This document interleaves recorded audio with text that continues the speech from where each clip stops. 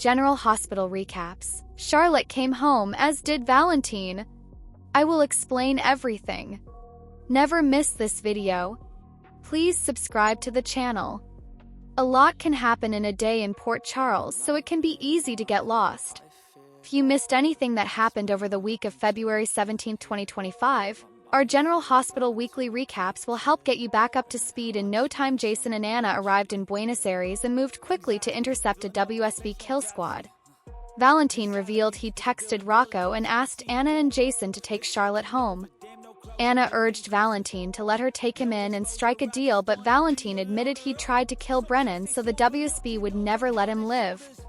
Back at the hotel, Charlotte blamed Anna for ruining their lives, but Jason revealed that Anna had actually helped them escape in the first place and has been protecting them. On the plane home, Anna called Brennan to bring Lulu to the airport and explained to Jason that someone else at the WSB wants Valentin dead, as Jack wouldn't let anything happen to Charlotte because Carly would never forgive him. The airstrip, Lulu and Charlotte were overjoyed to finally be reunited. Charlotte was happy to be back home with her family but missed her father, who had helped keep her safe. Off Maxie's urging not to give up on Brennan so easily, Carly threw herself at Jack and they made love. But they didn't know that Valentin was just outside. Curtis hit Drew where it hurts. Tracy was visiting the family crypt when Martin and Drew arrived to declare the building had been seized by the state for being on public land.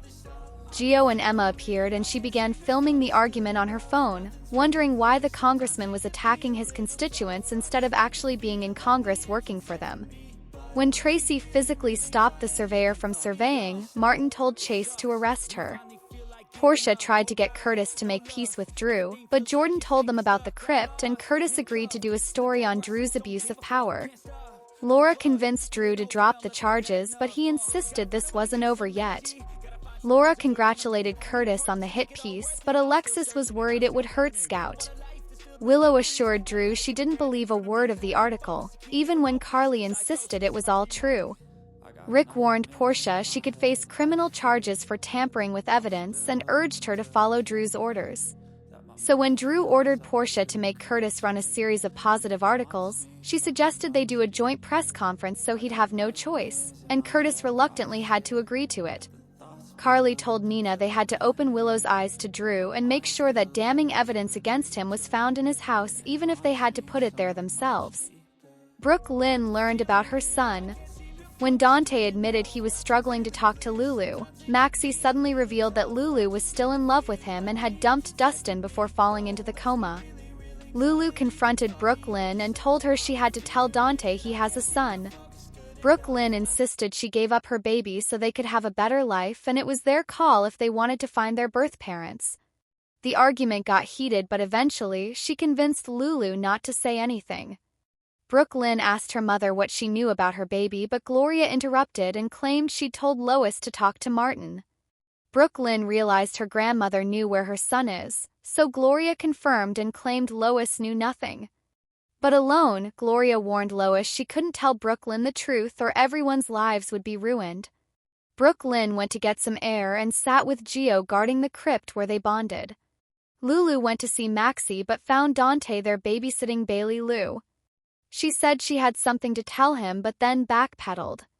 After playing bingo with Gio, Brooke Lynn was still angry with Gloria, who later noted to Lois that if she was this upset now, imagine how she'd feel if she found out they knew who the baby was. Sunny confessed to Christina.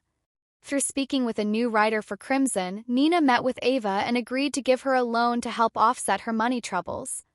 Learning she couldn't take Avery to the ballet because it was on Ava's night with her daughter, Christina was even more upset when Ava declared she'd be taking her and Rick had to stop their argument from getting out of hand. Christina was surprised to visit her father and find him with Dr. Gannon. She pressed him for the truth and Sunny confessed he was having heart trouble and had to reduce stress, which made her realize that's why he compromised with Ava about Avery's custody around Port Charles. Isaiah tried to persuade Jordan to drop her investigation of Sidwell, but she wouldn't, so he said he'll be spending lots of time at her place then to keep their romance quiet. Jordan met with Jack about Sidwell and he explained that the minerals Jens deals in are used to manufacture weapons. Sasha turned down Carly's job offer to stay at the Quartermaines, explaining that she now had some money to feel more comfortable. Carly urged her to let Jason help if she needed it. At the hospital for a checkup, Sasha again clashed with Willow. The two women traded barbs and Willow accused her of going after Jason's money. Liz brought Lucky home from the hospital, but their alone time kept getting interrupted by various people until Lucky fell asleep on the couch. Lucas was drinking away his sorrows at the hotel in Miami when he met an attorney named Marco who bought him some more drinks. Already pretty tipsy, Lucas opened up about how Brad let him down again and recapped the whole story of their stolen son Wiley. They shared a kiss and went back to Lucas' room. Trina was surprised when Ava threw her a birthday party at the gallery with family and friends, but became emotional when Emma gifted her with the same art book that Spencer had.